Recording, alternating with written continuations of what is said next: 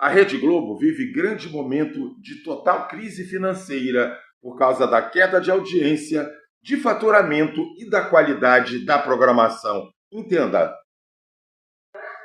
A emissora que por décadas foi sinônimo de credibilidade e poder na TV brasileira agora enfrenta uma crise sem precedentes. Essa crise não é de hoje. Há 2 anos fizemos um vídeo aqui no canal falando sobre o assunto e como a Globo estava tentando combater o seu provável fim. Mas passados 2 anos, será que ela conseguiu se recuperar? Os números mostram que não. Na verdade, a situação só ficou pior. Enquanto a Globo luta para tentar preservar a sua hegemonia, concorrências de outras emissoras, streaming e a própria rejeição do público estão acabando com os números e a reputação da emissora. Mas afinal, será que a Globo ainda pode se reinventar e recuperar a autoridade que possuiu por tanto tempo?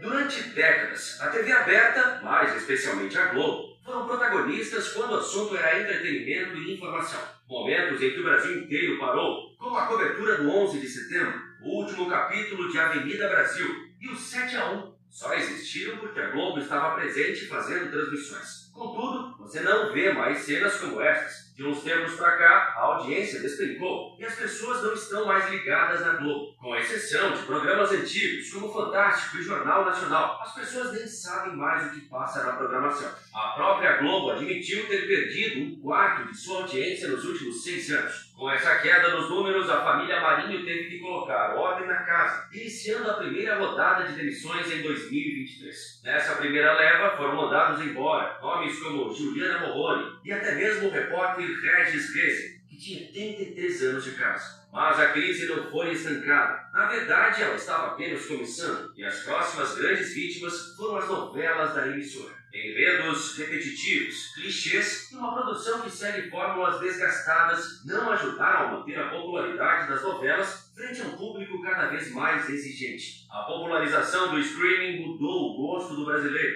e não faz mais sentido continuar consumindo algo apenas porque está passando na TV. Pense nas novelas. É um investimento de tempo de quase 1 hora por dia, com cerca de 15 minutos de comerciais. Há novelas que se arrastam por 200, quase 300 capítulos. E nem sempre o espectador se interessa por todo o enredo. Às vezes é por uma trama ou personagem específico. E tudo isso acompanhado de atuações duvidosas e uma trama que inúmeras vezes se repete. Ao mesmo tempo, os últimos anos proporcionaram ao brasileiro a possibilidade de acessar através do streaming as melhores séries do mundo, com atores renomados e orçamentos gigantescos, tudo direto da própria TV e com preços acessíveis. Isso sem nem falar da questão dos comerciais, que também é um problema da TV aberta. Se já odiamos ter que assisti-los aqui no YouTube, o que dizer de comerciais que podem durar mais de 1 minuto inteiro na TV? Tentando remediar isso, a Globo partiu com tudo no seu próprio serviço de streaming, o Globoplay, mas os números também não são nada animadores. Até o momento, o Globoplay não conseguiu criar um filme ou série para se tornar o seu chamariz. Embora tenha todo o acervo original da emissora, ainda não há uma série imperdível como House of Cards foi para a Netflix ou Game of Thrones para a HBO. E sabe o que há de mais preocupante para eles nisso? Os números continuam estagnados. Em 2023, o Globoplay registrou um crescimento de 10% em assinantes, mas ainda está atrás de concorrentes como Netflix e Prime Video em termos de base de usuários e engajamento. E tem mais.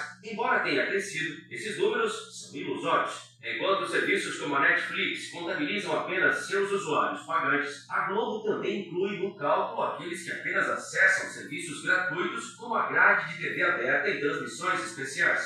Isso infla o número de usuários de forma artificial, dando a impressão de que o serviço vai melhor do que realmente está. Segundo o jornalista Ricardo Felten, o prejuízo estimado é entre 11 e 17 bilhões de reais. Com tantos problemas no setor de entretenimento, o ano de 2024 também foi de demissões, e algumas até mesmo bem surpreendentes. O diretor de televisão Boninho, com 40 anos de história na emissora, anunciou sua saída, simbolizando o fim de uma era. Outros nomes notáveis incluem o diretor Jaime Monjardim, conhecido por tramas como O Clone, América e Viver a Vida. As atrizes Glória Pires, Paola Oliveira, Débora Seco e Cláudia Raia, todas não tiveram o contrato renovado e agora estão livres para atuar por outras emissoras.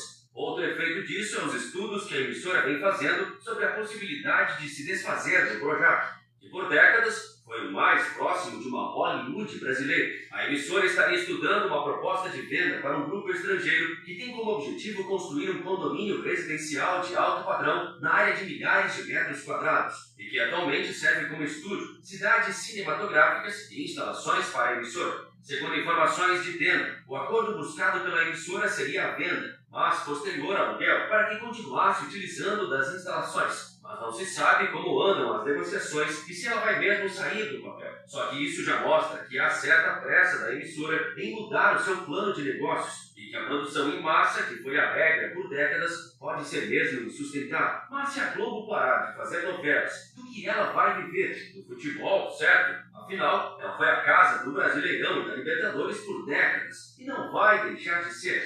Na verdade, ela já deixou. Você está procurando diversão gratuita? Durante décadas, a Globo era a casa do futebol, com exclusividade sobre os principais campeonatos nacionais e internacionais. Porém, esse monopólio foi quebrado por mudanças na legislação, o que foi acelerado ainda mais pela disputa acirrada que a Record e as mídias digitais impuseram desde 2019. Na verdade, em 2025, a emissora de Edir Macedo conseguiu um feito histórico. Tornou-se o canal de TV aberta com o maior número de estaduais, ultrapassando a Globo e exibindo 11 campeonatos simultaneamente, inclusive os 2 maiores do país, Carioca e Paulista. E se a Globo deixou de investir nessas competições por não a considerarem atrativas, os números contam outra história. Segundo o portal Terra, uma partida pela Record chegou a bater a audiência do BBB 25. Só que o verdadeiro problema não está no canal ao lado, e sim na internet. A possibilidade de negociar direitos de transmissão individualmente fez com que as transmissões se fragmentassem. Hoje, para assistir todos os jogos do Brasileirão, é necessário ter a Globo, o Premiere, que também está ligado ao Grupo Globo, uma conta com assinatura na Amazon Prime, e ainda há a possibilidade de ter jogos passando na Record ou em serviços dos próprios times, como foi o caso da Furacão TV do Atlético Paranaense. Os torcedores, obviamente, perdem com isso, mas a Globo também, já que isso faz cair o preço que pode cobrar dos anunciantes que querem ter seu produto exibido durante o intervalo dos jogos. Este vídeo provou que a Globo faz parte do passado, está ultrapassada por causa da internet e dos streaming. Tudo muito veloz e a Globo lenta, não se atualizou, assim como os demais canais da TV aberta. E você? Deixe seu comentário gentil